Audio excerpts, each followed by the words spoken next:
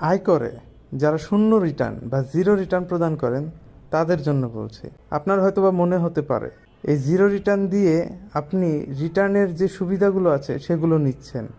অবশ্যই এটা ভালো, কিন্তু এই জিরো রিটার্নের কিছু ইফেক্ট রয়েছে যা আপনার পরবর্তীতে ভোগ করতে হবে। একটি উদাহরণ দিই। মনে করুন আপনি এবছর ইনকাম দেখিয়েছেন 2 লাখ টাকা এবং এর বিপরীতে আপনি জিরো রিটার্ন প্রদান করেছেন।